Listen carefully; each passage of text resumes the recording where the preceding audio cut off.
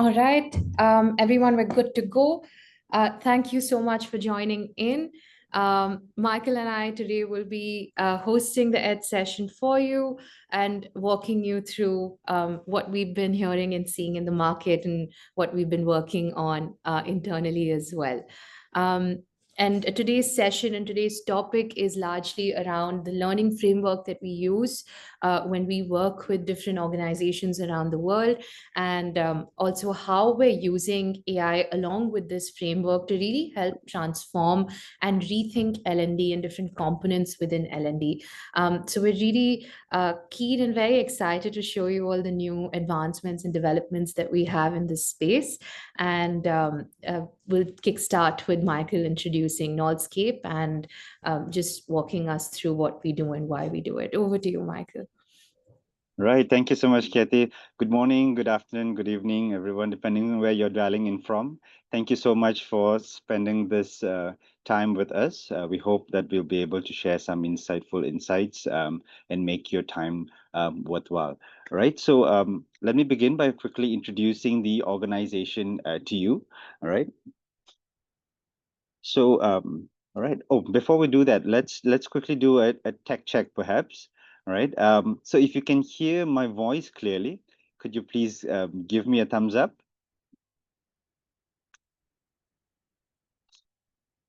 All right. Thank you. And if you can see our screen, could you please give us a thumbs up as well? Okay. Thank you very much. And lastly, if you're ready to learn and have fun, please give us a thumbs up. Thank you so much, everyone, for being so participative. Right. So let's very quickly introduce the organization to you.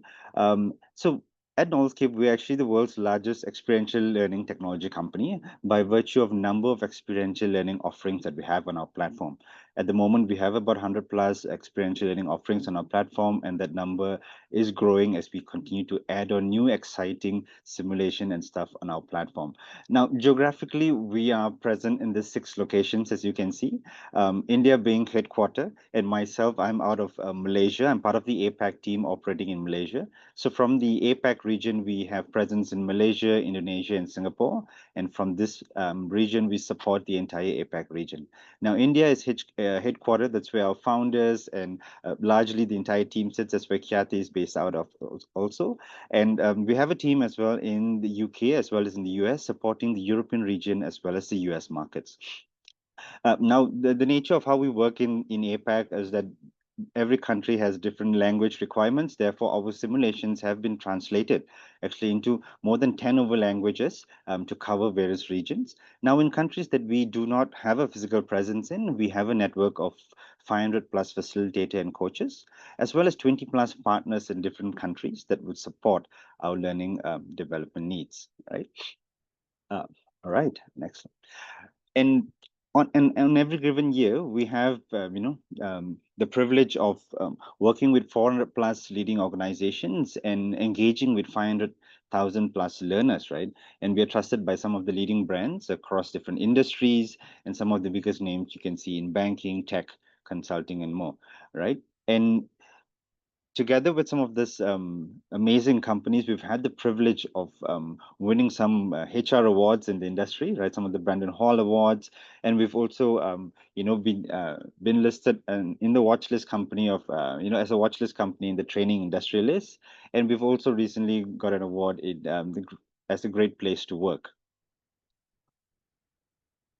Now, moving on to the next part is let's look at what does it mean to be a future ready organization, right? Let's focus on that key word, which is future readiness, right? So from our point of view, uh, what does it mean to be future ready, right? In other words, if we ask what is an anatomy of a future ready organization? Now, for us, future ready organizations, number one, are constantly learning, right? With the rate of change in the world today, organizations need to be constantly learning, right? But at the same time, they also need to keep their eye on performance, right? They need to be constantly be performing and remain sustainable as a business, right? So if we were to frame a future ready organization, we'll look at two strategic pillars. Number one is core skills, right? Learning core skills. Number one is performance that is driven by contextual skills. Now, learning core skills builds organizational capability foundation, all right? And we primarily see this divided into three sub pillars, right? Which is leadership readiness. Does an organization have its talent bench ready for for succession, for high potential identification, right? For leadership development, so on and so forth. Next is digital readiness. Does the organization have people that have the digital mindset, the awareness and strategy to execute, and operate confidently in what is very quickly becoming a tech-first world, right? And last but not least is culture readiness, right? Does the organization and people have the right behavior, the right values that will enable innovation, customer centricity, so on and so forth, right? Now, on the other side of the pillar, we look at performance, right? Now, contextual skills is what helps translate capabilities, right, into measurable business outcome. And we work with organizations strategically over three different areas as well, right? Number one is looking at organizational readiness, right? So these are org-wide programs. You're talking about onboarding, ways of working, compliance, value, and cultures, right? Are they ready to embrace those organizational readiness metrics, right? Next is domain readiness. So changes, for example, in the industry, in different functions, in processes, right? Are people ready in their respective domains, right? And last but not least, role readiness, right? So role specific competencies for individuals, for managers, for leaders, right? Ensuring that people in critical roles can perform from day to day and progress predictably, right? So for us, when learning, core skills and performance work together, learning becomes performance, right? And capability then is able to be translated into impact. And that is, from our point of view, is the anatomy of a future-ready organization. Sorry, I was on mute. Thank you for that, Michael. That was very insightful. For those of you that haven't heard about us or maybe new to our sessions, this was just an introduction for you to get a sense of what we do, how we do it, and what we believe in. Now we're going to kickstart with the story for the webinar and the discussion as well. And I would implore everyone in the audience to participate, give us your thoughts and your comments in the chat. The reason for that is we do have a lot of industry leaders in the audience today, people that have been experts in their field. And we do want to learn from you as well while we're showing you and telling you about the things that we've been up to. So let's move on. And let's look at the learning engine problem, or let's look at the challenge that we feel L&D is facing right now, right? Assume this box is the L&D function, and all our work, all the learning that we're doing, all the engagement that we're running with our employees sits within this box. And it's got different components, almost like you pulling out different things from this box, right? So you have your learning management system. I know a lot of us have very advanced LMSs or LXPs. Some of us have custom solutions as well that we build for our requirements. There's evaluation, so assessments that we're doing maybe to baseline, to benchmark in the beginning, to see what kind of needle movement we've had or impact we've had at the end of a learning program. There's learning itself, knowledge transfer. This is largely around e-learning. You might have multimodal delivery, different formats, but the intention is we give new knowledge to the learner or the employee that we're working with. Next one is experiential learning or game-based learning. This could be online, it could be offline. Now, of course, I've used a computer game with dragons because we're Northscape and we believe in experiential learning online. Then we've got mentorship and coaching. This could come through external industry leaders. It could come through your C-suite, senior leaders within your organization, maybe even managers. We see a lot of reverse mentorship as well these days, where we get a lot of young people to really mentor senior leaders as well, to understand how intergenerational workforces need to be managed. And the last one, of course, is data, right? Anytime an L&D folk goes into is in a senior leadership meeting or with a business leader, the question is, hey, what's my ROI? What's my impact? Show me the data. So these are the different components that we identified that L&D has. And Michael, I'd love for you to come in here and tell me what you're seeing as well. But my understanding from just the market globally and not just in APAC is that currently all of these components exist within certain L&D functions or most L&D functions, but they're quite disjointed. We might be doing certain things really well. We might not be doing some things at all. And some teams might be doing a little bit of everything, but there might not be too much semblance in how it's happening. So what I'm trying to get to is that L&D has evolved, and it is evolving because of the kind of advancements we're seeing, but it's evolving as a sum of parts as opposed to a system, almost like, you have supply chain in different organizations. Michael, I'd love to hear from you and just understand, are you also noticing this with your clients and partners in APAC? Yes, Kathy, you're absolutely right. So, when we speak with L&D and HR leaders across industries, to me, I feel that two consistent pain points often come up. Number one is fragmented learning experiences, right? So, every function or every business unit runs often its own programs, right? Leaderships run the academy, digital teams have Mhm. transformation learning, and HR drives culture programs, right? But there's often no overarching, a structure or framework that connects all these experiences into a cohesive capability journey, right? And therefore, the result is sometimes learning feels like various isolated events, right? And not an organizational movement itself, right? So that's number one. And number two, we see a weak link between learning sometimes and business performance, right? Yeah. Just often say that, we know people are learning, there's plenty of content out there, plenty of learning, but are they actually performing better?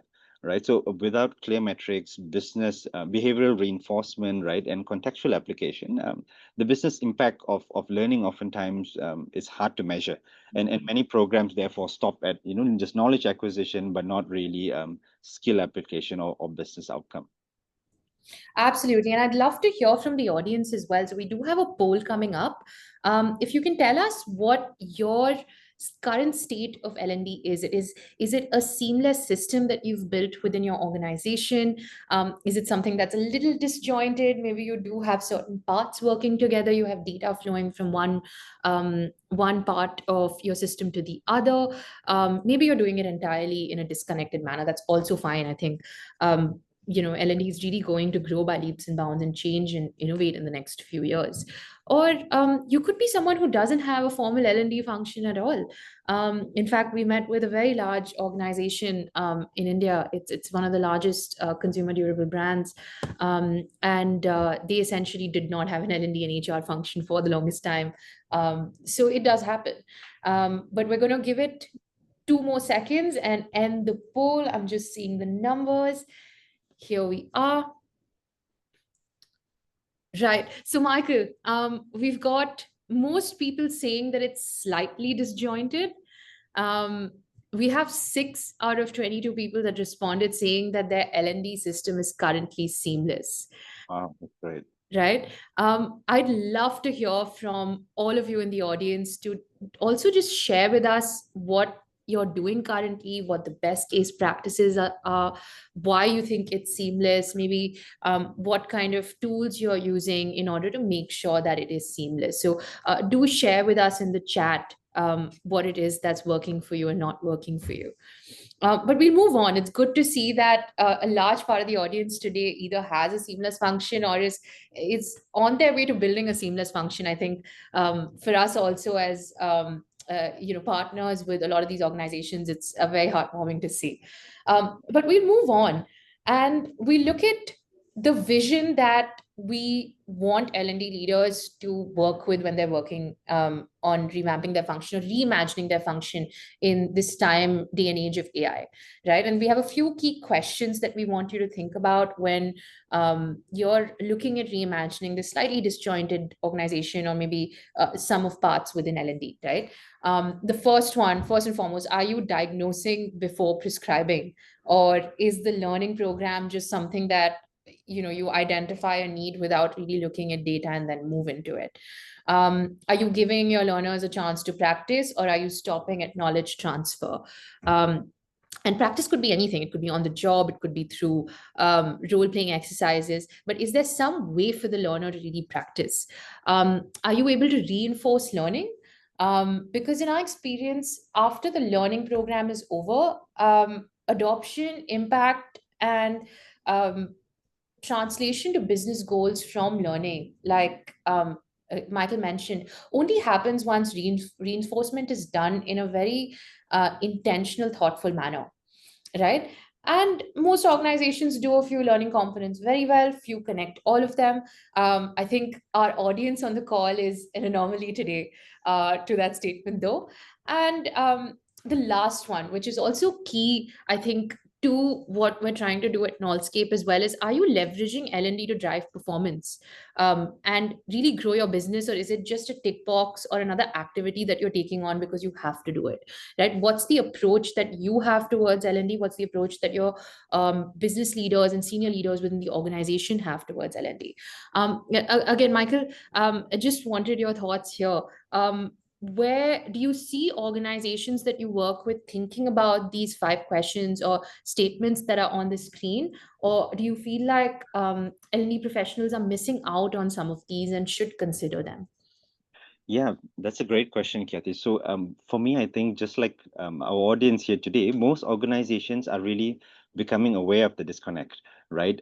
But some are still stuck in program thinking, right? So, from my experience, at least, largely in the APAC side across Malaysia, Singapore, Philippines, and even Australia, HR and L&D leaders are increasingly acknowledging, right, that they have great content, platforms, great assessments, right? But learning still somehow feels like isolated events sometimes, right?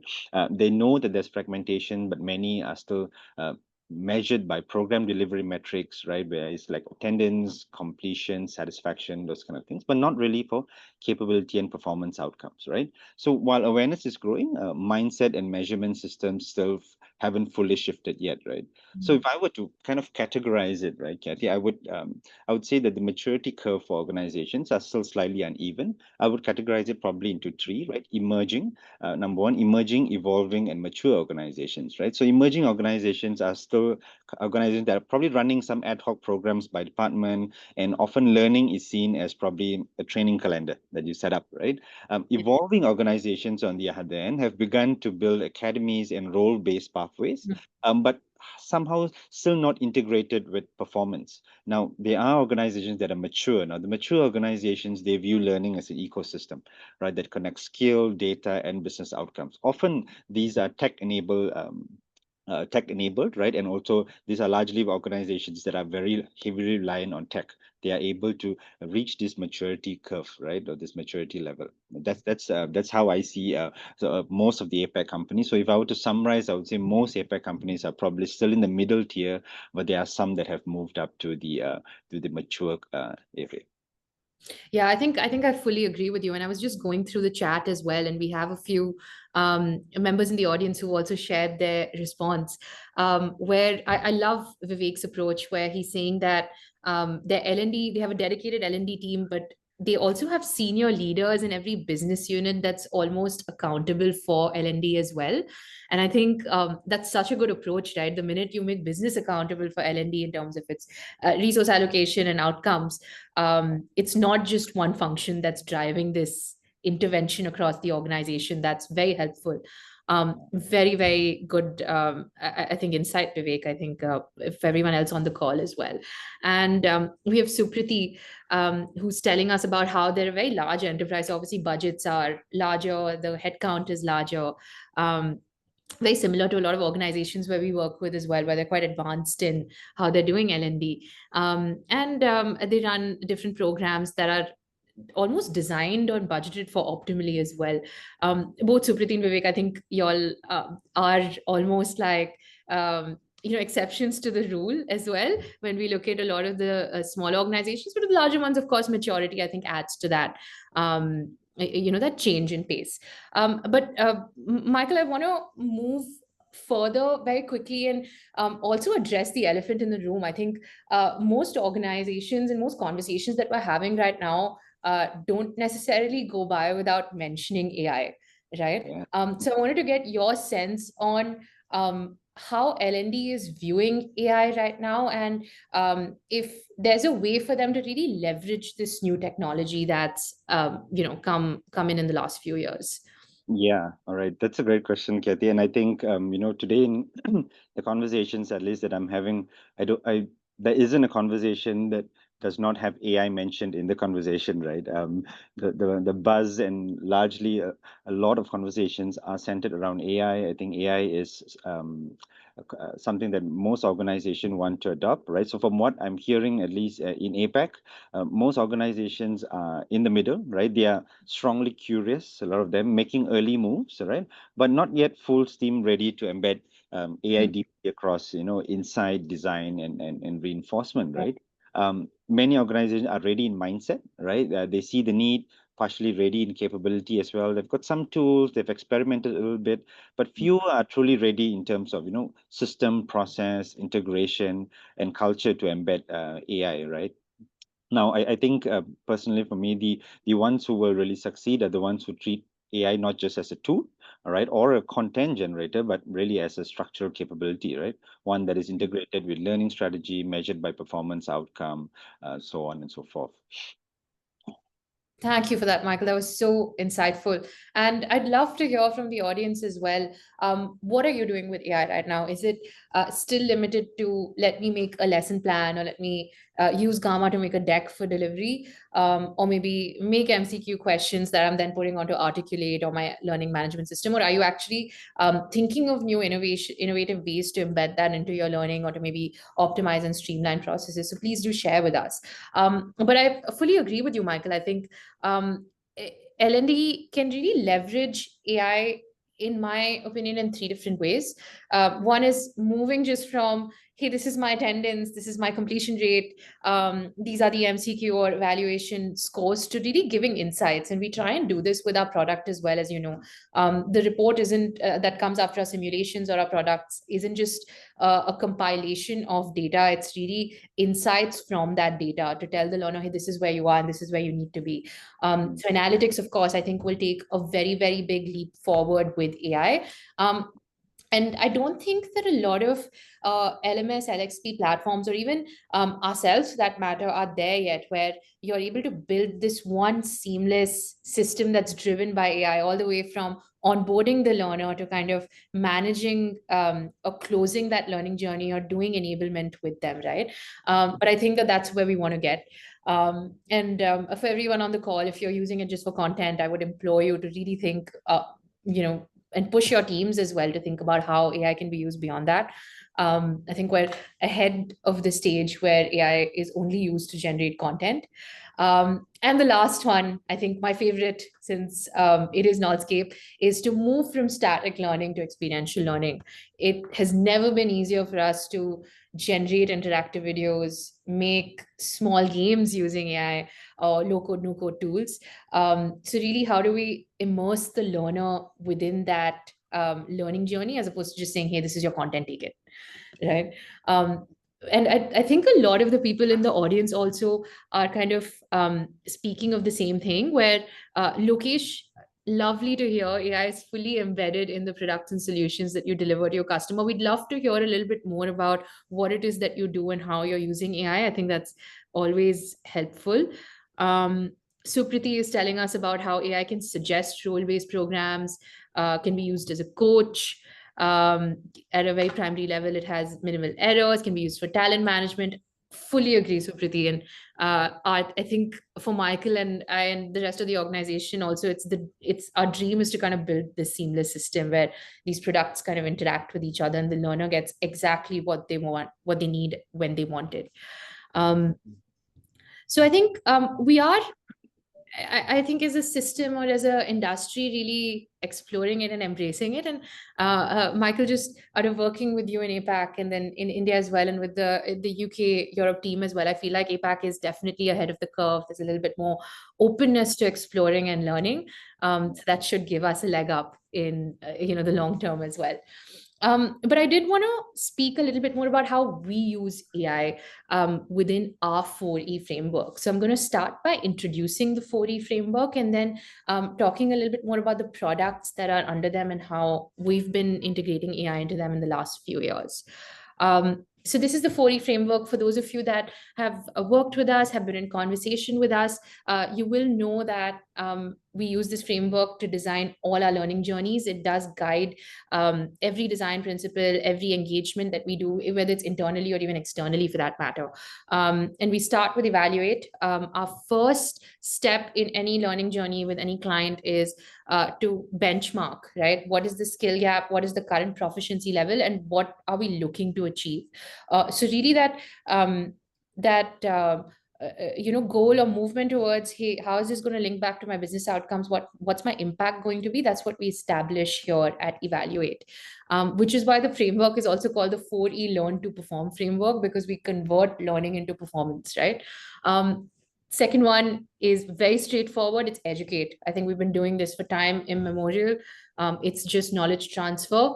The third one is experience. This is where we essentially accelerate skill development. We help people practice these newfound skills, this newfound knowledge in a safe environment, so that by the time they go on to the job, they have a little bit more confidence in what they're doing.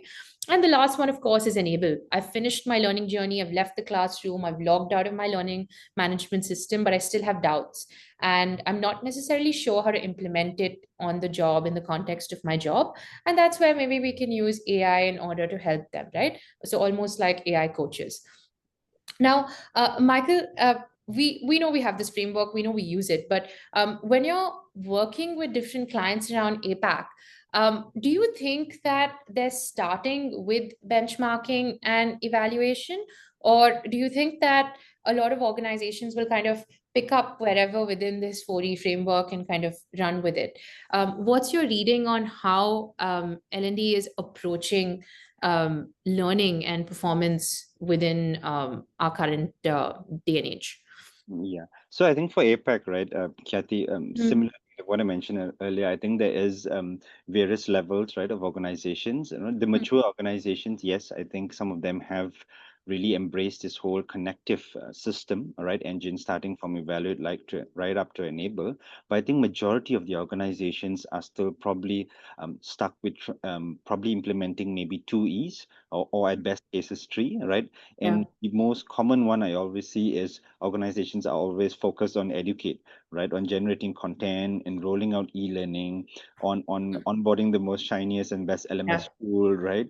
Or sometimes they are so focused on analyzing and doing diagnostic, right? But they don't really focus on properly on the content or even in the experience portion, right? So I think there's still a lot of room to grow for organizations in APAC, predominantly and especially in the area of experience as well as enable. I agree. I agree. And I'd love to hear from the audience as well. What are your thoughts? Are you, in your own way and form, using some sort of framework that's similar to the 4E? Are you doing evaluation and enablement or reinforcement? Or are you someone that's who's currently still looking at learning or e-learning or knowledge transfer as the core?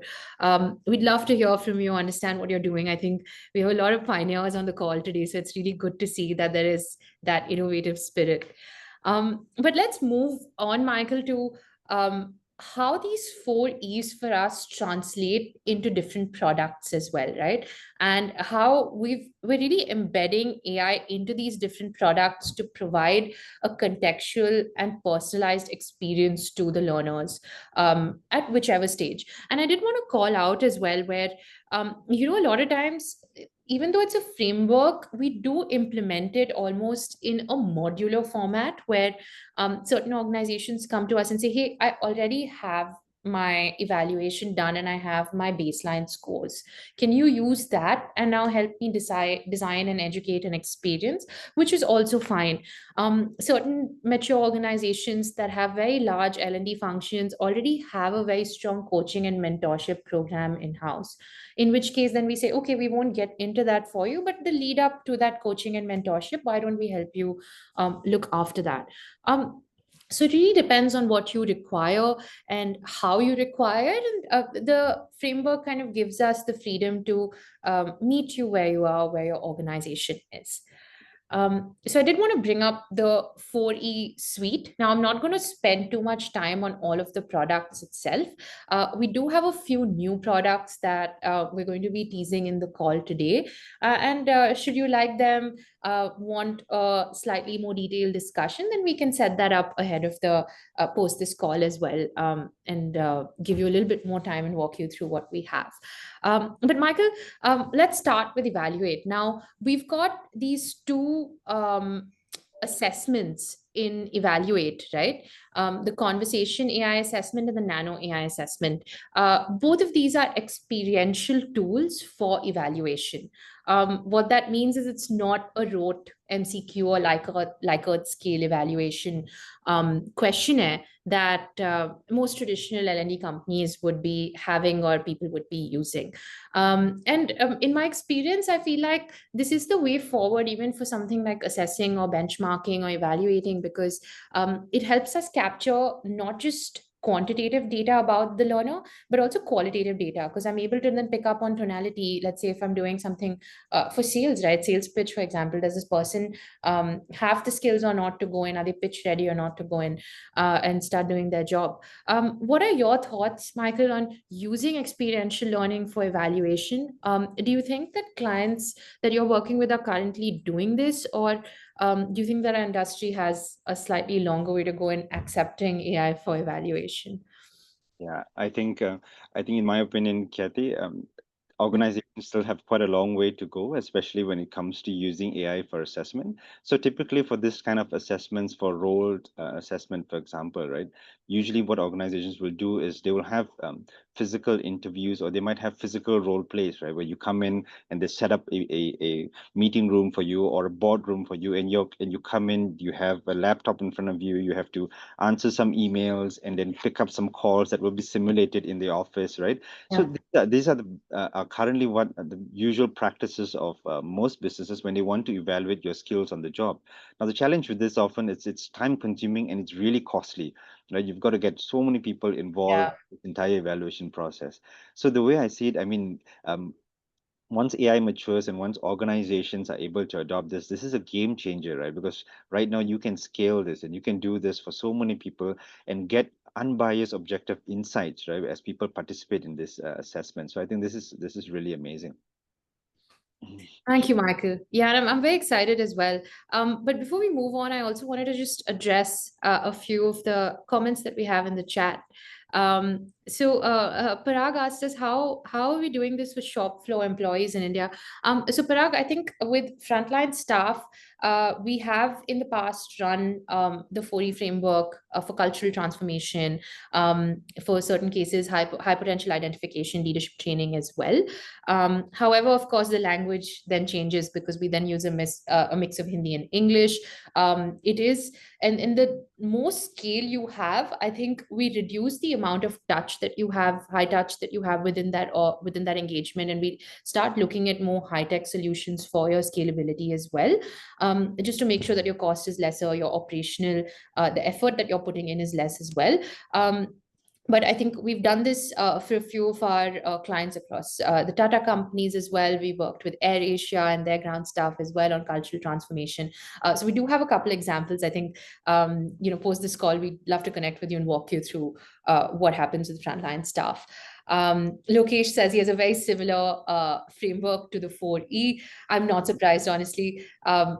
It's common sense almost, but sometimes in the thick of things, a lot of us forget that benchmarking and baselining is the first step, and then we kind of move from there. But good to hear, Lokesh. We'd love to connect with you again and understand how you're using your framework as well, and if there's any room for us to collaborate, bring something to you and have you bring something to us. And Vivek has told us that they do a lot of technical skill gap assessments, and this is done with individuals and with teams, and it's proven to be good and effective as well. Um, I agree. I think, Vivek, I'd love to also hear from you if you worked beyond technical assessments on, let's say, training or evaluating for customer success staff or sales staff, something around maybe leadership and culture. Has that been something that you worked on as well? I think, yeah, technical is great. And anyone else also in the audience, if you have any inputs for us on how you currently do evaluate, we'd love to hear from you. I will bring up the product a little bit and show it to you in terms of what the look and feel is, what the what the process for us looks like. But moving on very quickly to educate, I think this one is straightforward. It's knowledge transfer. You can have live sessions. It can be multimodal delivery. You can have something fully self-paced. But Michael, I wanted to understand from you, with there was a boom with e-learning in 2020. Um, is that still going on, or are you seeing a shift in how knowledge transfer and educate is happening in APAC? Yeah, I think some large organizations are slowly shifting or pivoting back to having a mixture, a hybrid of high touch and high tech. While e-learning is great, I think the main challenge for a lot of organizations that we see here in APAC is actually goes down to consumption, right? Consumption and usage of these licenses or these large e-learning platforms are slowly declining by the day, right? Organizations are more focused on hybrid as well as a very strategic certification programs that they can do, as opposed to having the entire library of e-learning. Yeah. Yeah. Yeah, I agree. And I think it just causes like overwhelm for the learner as well, right? There's so much content. Where do I start? There's something that I need, but there's something I'm interested in. Which one do I do? Again, from the audience, we have a few more comments from the audience. Lavnita, I hope I'm saying your name right. You're mentioning that you do custom evaluations and it's on particular behavioral elements, hybrid analysis, quantitative plus qualitative data. I think that's the right way to go. Evaluate shouldn't just be a list of data points. I think people have a lot more to offer in terms of how they show up in the workplace. And I think that should also be captured somehow. So I'm glad that you're able to do that. Vivek has told us that they also work on leadership and soft skill evaluation. They have a program named Customer Facing Skill Development for Project Managers and Architects. And you work with us on that program. And with Harrison as well. Yes, exactly. So we do partner with Harrison for our evaluations and assessments. But what we're also trying to do, Vivek, and we'd love to speak to you a little bit more about this post the Ed session, is how do we include an experiential learning component within that evaluation? So you can have that Likert scale or MCQ or psychometric, but along with that, how can I have some sort of role-playing exercise? How can I kind of make it more interactive for the learner as opposed to just going in and kind of clicking on buttons and saying, this is what I am, this is what I like to do, this is what I don't like to do. So a combination of the two, I think, is what we're aiming for. And yeah, Supriti also says it's more than just an e-library. They've got certifications and mentor access. Michael, honestly, I think out of all the Ed sessions that we've done, right, the kind of inputs we're getting on the session today are just so nuanced, and there's so much like thought and so much work has gone into it, and I can see that. So even within just the last 3 months that we did this session and we're doing it now, there's a large difference in how people are like viewing L&D or approaching that function within the organization. So great to see. Do you also see that when you speak to clients on a day-to-day basis? Is there like a shift in how they're functioning? Definitely, definitely. I think organizations are slowly really maturing and embracing the use of technology of AI. And I think with AI today, people find it a bit easier to connect the dots, right? L&D is slowly moving away from just a siloed function Mhm. and able to project data, draw data out from other businesses, connect it back to performance. Definitely, we are also seeing it in APAC as organizations are slowly maturing. L&D function is leading this growth and maturity as well, which is really good to see. Yeah, I agree. I think for the longest time we've been pushing L&D to think about it a little bit differently, and we're slowly seeing that happening. But moving on, the next E and the product suite that goes under this, I think this is the largest one that we've got so far. We've got three types of simulations: macro simulations, which are slightly more complex, involved open gameplay, about 90 to 60 minutes long. Then we've got micro simulations, about 45 to 30 minutes long, and then nano simulations, which are mobile enabled as well, sub 20 minutes. Very good for frontline staff, younger audience that doesn't maybe have the attention span to sit through a longer one. And we'll be talking a little bit more about what these simulations are. I'll also be walking you through one of our more recent simulations and how we're using AI to really contextualize the experience for the learner. And the last one is honestly my favorite, Michael, because until a few years ago, I wouldn't have thought that I'd be sitting on a call and telling you that there's a human coach and there's an AI coach, and they're both different. Like for me, a coach was always human. But as we were making the deck, I was also like, wow, I'm going to have to kind of clarify that we have human coaches and we have an AI coach on this call for the first time. What is your read on coaching and mentorship and the demand for that in the market right now? Yeah, so that's a very interesting point, right, Kathy? So I think when it comes to AI coaching, some of the forward-looking organizations, especially in APAC that I've spoken to, AI coaching or using an AI as a coach is slowly becoming a reality for some people, right? Like for example, recently when we spoke with a very large telco company here in Malaysia, right? Yeah. They already and we spoke with them, we showed them the AI coach, and they loved it, right? For them, immediately they were able to connect it to a pain point for their frontliners and even their retail staff, right? To use this AI coach to practice certain frameworks that they have, right? To be able to get better at conversations with different types of customers, right? Because we're able to use AI coach to simulate various kinds of customer personality personas, right? And this enable them to practice and be really more ready when it comes to a real conversation with the client, right? So organizations are definitely slowly moving into that, but a very few of them, a lot of them are still, grasping with this idea of having, like you mentioned, an AI coach as opposed to a human coach, right? Yeah. No, I agree. I agree. And I think there are merits to it. Obviously, both formats of coaching have different pros and cons. And if you're looking for scalability, you're looking for something that helps the learner but isn't too emotionally involved. I think, the cost is a little bit more affordable than I think an AI coach is a beautiful alternative in my experience.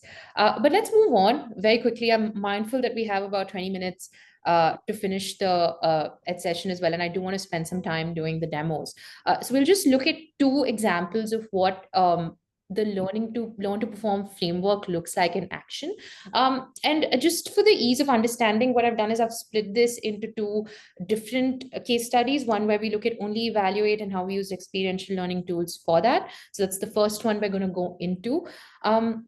Now we work in APAC. We work with a lot of large clients across different sectors. But one I think that we really wanted to highlight today was with HDFC Bank. We worked with them on identifying 50 high potential employees for the CEO Club initiative, which was essentially high potential training. And when we went in to kickstart the engagement, essentially they did have a list of competencies and skills and mindsets that they were looking for within the learners that they were trying to identify. They also had some sort of list, but it was not definitive, it was not data driven. So we built a virtual assessment center for them, for these 200 employees, with 8 competencies. And we actually used simulations for each and every one of these, right? So along with Harrison reports and psychometric evaluations and tests, we were also able to gauge skills and behaviors and give HDFC a lot of insight on what's working, what's not working, and how they should be even viewing these high potential employees by using different simulations. We used iLead to gauge leadership style, ability to flex leadership styles. There was BYB to understand business acumen. There was Change Quest in order to understand, can you manage up? Can you make sure that you're innovating and driving change when you might not be in the driver's seat, but you have some power to do this? How do you build trust? How do you build um, equation with different stakeholders, with different vendors, with different partners? And lastly, how am I as a manager, not just from my leadership style, but am I able to coach? And this is an ongoing program, so we do keep identifying top performers for HDFC through this. But this is one of the few ways that we've been using experiential learning for evaluation, where we club psychometric assessments and experiential learning, bring it together, and help organizations almost come up with a slightly more holistic view of evaluation, as opposed to just doing one report with quantitative data. Michael, I'd love for you to walk us through how we've done educate and experience for TCS in the past. Over to Yeah. you. Right, sure. Yeah, so I think when it comes to educate and experience, this is one of the best examples that we have of the work that we did with TCS, right? So TCS, as most of you will know, is one of the largest organizations really in the world, right? With almost 600,000 employees, right? So at any given time, how TCS works is they have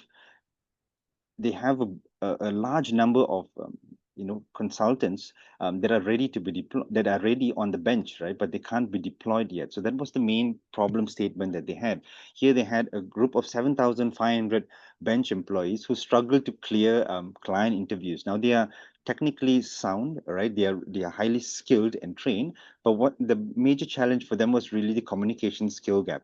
They were not confident enough to go for client interviews and to clear those client interviews, right? So when they came to us with this problem, what we did with them was, number one, we built content around communication, all right, using certain consulting frameworks, right, that is largely practiced in TCS. We've built certain communication modules for them to go through and get educate them on some of these communication skills to help them build their confidence, right?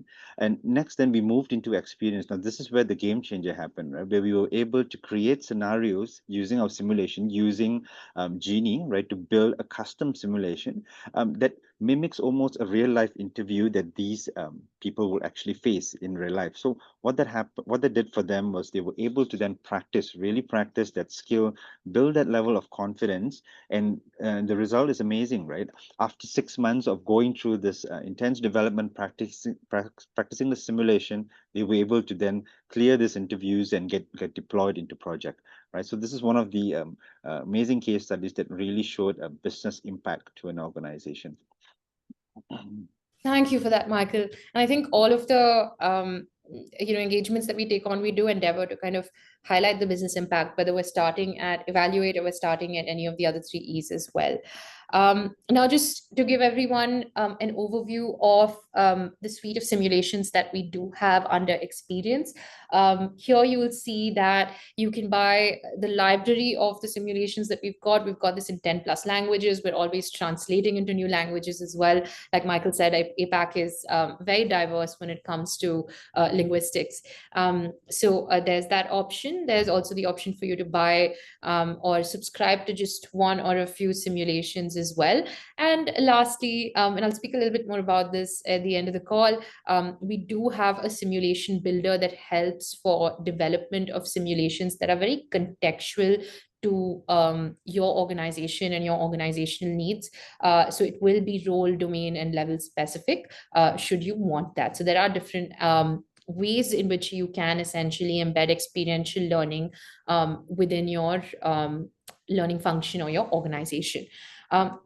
Now, I'll very quickly move on. I did want to show you a simulation named Converse AI today, and very quickly just give you an overview of what that simulation looks like. And of course, later on, you can request a demo, play it yourself, also speak with our learning teams to understand how you can use something similar, build something similar. So allow me a minute, everyone. I'm just going to bring my screen up very quickly, and you should be able to see it in a minute. In the meantime, I think Supriti has mentioned to us that the HDFC engagement looks really, really interesting. I fully agree. I think it was, really cool for them to give us the opportunity to do that, but we'd love to talk to you more about it and tell you how we did that in detail. My screen isn't showing up. Sorry about that.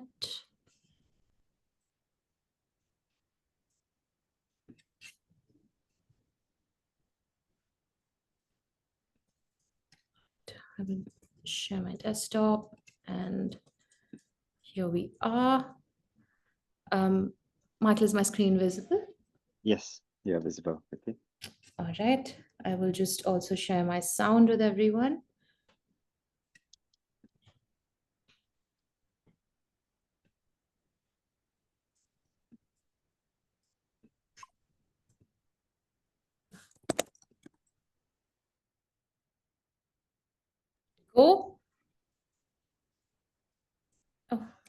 Sorry about that, wrong screen.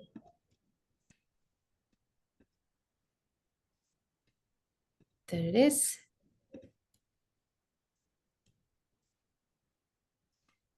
Okay, we're good to go. All right. So everyone, the simulation that I'm going to be showing you today is named Converse AI.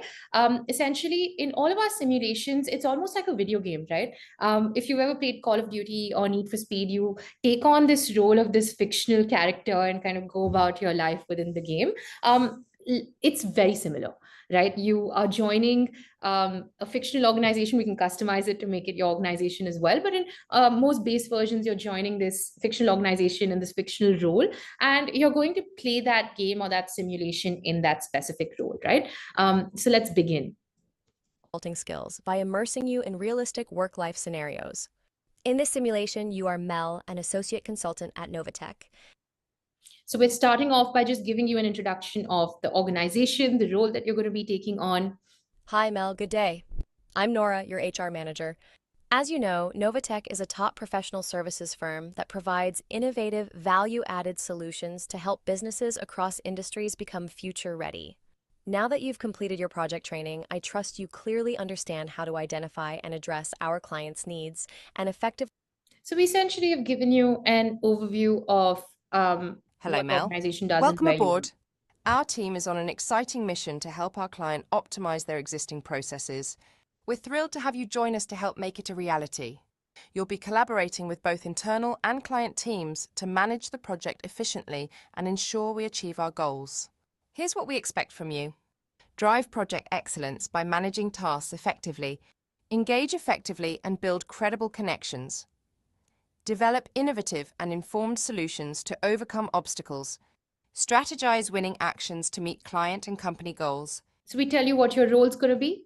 This is the org chart that you're working with. Now, since this is a simulation about consulting skills, you do have clients that you're dealing with as well. The intention here is essentially to get the learner well acquainted with the high pressure situation that they're entering as a consultant or an analyst within a consulting firm, right? You've got deadlines, you've got project management, you've got client expectations, you've got your partner, your project director's expectations as well. So within that, how do I manage all of this? And we do implement this with a lot of global consulting firms that we work with, right? In fact, we leverage their knowledge and their know-how to really build the simulation as well. And you'll notice within the simulation when you do play it that these different characters that you're seeing have very different personalities, thoughts, and mindsets as well, right? So there might be someone that's very aggressive, that's very bullish, who comes in and bulldozes you, and then you have to manage that when you're managing the project. There might be someone who says, hey, I'm not going to do the work because it wasn't assigned to me. So how do you then convince them to do it? You might have a client saying, hey, it's not part of the scope, I know that, but I need it done, so just get it done, right? So there's scope creep then, and how are you managing that? So all of them present different challenges to the learner, and very similar to what happens in the workplace for us, where you're meeting different people and working with different people and finding a middle ground almost. We get learners to do that within the simulation as well. Now, all of our simulations also are driven by certain objectives, two objectives in most cases. So I'm just going to bring those up as well so you can see what the objectives in this particular simulation are. So you'll notice Every these are the action in this objectives. simulation measures your ability to drive this project successfully in this quarter. The choices you make will determine your progress on each of these objectives. Delivery excellence. Your ability to execute project tasks and address challenges proactively with a solution-focused approach determines. So those are the two objectives. There is a minimum score that's prescribed. Don't worry, if you don't meet it, it doesn't mean you've lost the game or the simulation. It just means that there's room for you to improve, which the report highlights as well, and also tells you how to do that. Now, this simulation follows a day in the life of format. Essentially, what that means is you are going through emails, meetings, chats, and events in the workplace, very similar to what happens to us hybrid workers as well, right? And that's where the problem statements are being thrown at you, and you're essentially solving those with your colleagues. Now, within each simulation, depending on the duration and the complexity, we do have about 5 to 6 different problem statements that come to you, each harder than the previous one. So the learner gets acquainted and is then also kind of upping the amount of application that they require for all of these challenges.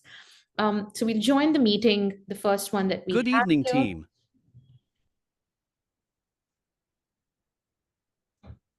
And Hi, Santiago. Hello, everyone. Hope you all had a great day. Let's catch up on our progress. Pooja, you mentioned earlier. all right. And essentially, when a problem statement comes to you, we have different input formats as well. You can do an audio input, there's a video, there's a text input as well. Also, just to make sure that the learner's kind of engaged. And a lot of times that breakdown happens between I know something and how do I communicate it. And then we're kind of managing that in the simulation as well. So I record my response. I'm very quickly going to skip it. You can also redo it. You can edit it. Thanks for the update, Pooja. Can you provide more details? And you can submit it. Another interesting thing here is that So that the problem is simulation with a is third-party contextual. API, the IntelliChip interface, which we were relying on, and that's now inaccessible.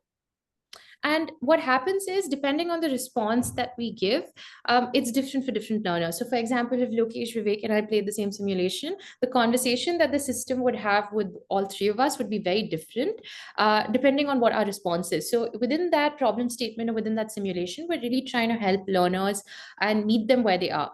Let's say I have a very good grasp on stakeholder satisfaction and delivery excellence. Michael, maybe you're better than me at stakeholder satisfaction, but not as good at delivery excellence. So then the simulation would really push you to get better at what you're not good at, but also push you towards mastery, right? So that's how we're building contextualization within the solution. And then we also have different input formats like MCQ. Okay, so we let's have say, 3 possibilities now. We can utilize an open source model and fine-tune it. and you can essentially pick the right one. Thanks, if you want to make Pooja. it a little bit easier. Mel, given your expertise with this module, Right. And now I'll stop sharing my screen here. I also did want to bring up the report that we have within the simulation, just to show you what the analytics looks like afterwards. And that's the last 1 minute. Post that we'll call for Q&A as well. But in the meantime, if any of you have any questions, please do put them in the chat and we will answer them for you. So this is what the report looks like. Once you're done with the simulation, immediately after the learner gets a report, right? It's personalized. It's essentially a reflection of the gameplay and how they were able to show those skills and competencies and mindsets within that, right? You'll notice it's quite comprehensive. I give you an overall score. There is some sort of personalized feedback depending on how you played the game as well, or the simulation. We recap the objectives with you. Then we go into the competencies or skills that we have, right? We call these out for the learner. We tell them what they scored on all of these overall. And then there is a deep dive into all of these. So then there are sub competencies or sub skills. And depending on how you played the game, the report also outlines what you did well, what you didn't. And we use AI extensively to analyze the data that we collect within the simulation, and then also provide this report. So this report is also different for different learners, right?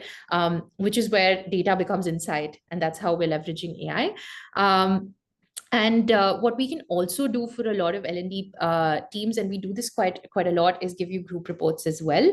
So you can benchmark and see where different learners are in their journey, or where different teams are in their journey. And then that informs your L&D intervention over and above. Now, I'm going to very quickly pause here. And we'll just see if you have any questions, any comments. I did have a few more products that I did want to show you, but we're out of time. So we will set up time with you all one-on-one, and Michael and I will be happy to walk you through the products that we have. But just bringing up my screen again, just to understand what questions you all have and how we might be able to help you.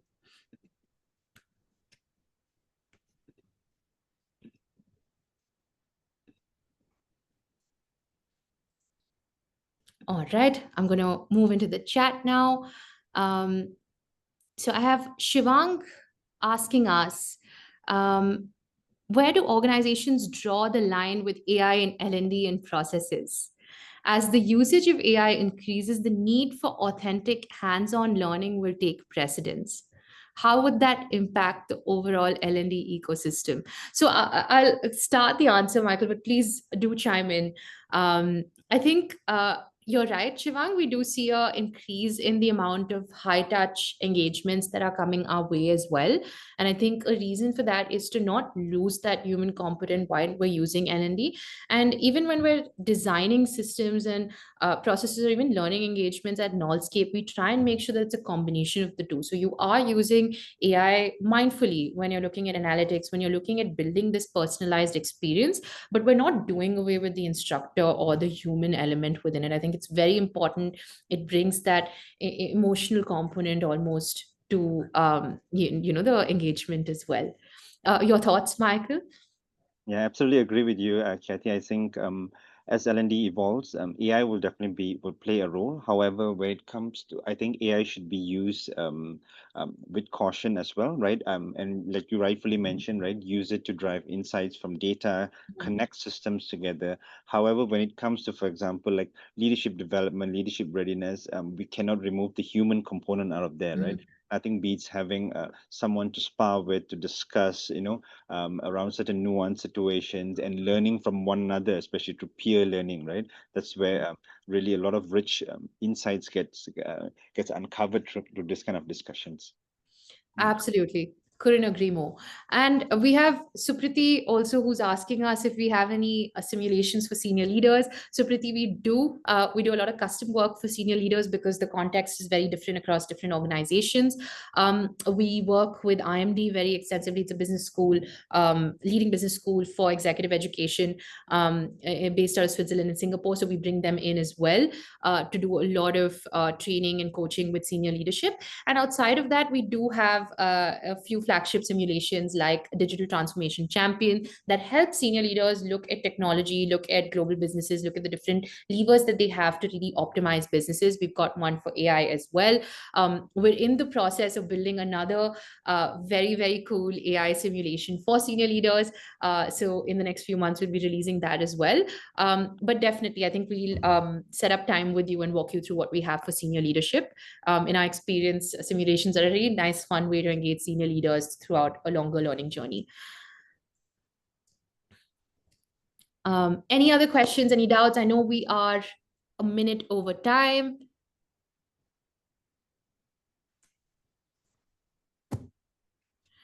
Vivek gave us uh, just feedback on the session. Thank you, Vivek. Thank you. And I know you've been coming for a lot of our sessions. Thank you so much for always showing up and supporting us. It means a lot that you're here. Supriti, yes, we've been working with you for a while now. And we can get in touch with you next month. I think post Diwali should be a good time for us to set up time again.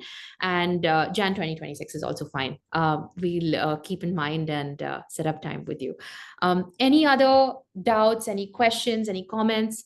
There was also a tab for feedback. I hope you all have filled it out. We would love to hear from you to understand what's working, what's not working, and we can continue to essentially improve these sessions for you and bring more of our learning and insights to the L&D community and hopefully grow together. Right. Thank you. Thank you, Supriti. Thank you, Juhi. Thank you, Gopa. Thank you, Lavnita. Thank you, Pooja. It's a pleasure having all of you. We can't wait to connect with you and speak more about what you're doing and share in a little bit more detail what we have. Thank you, Amit. Thank you, Christine. Thank you, Shivang. Thank you, Rupali. All right, I think with that, we can call this session to a close.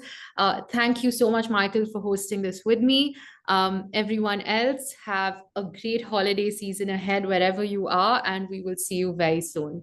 Thank you very much. Thank you so much, Kathy.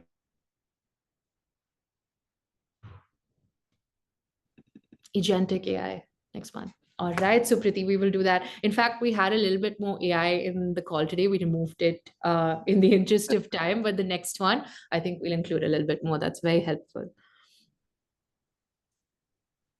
All right, I think we can close the session now. Thank you so much, everyone. Have a good day.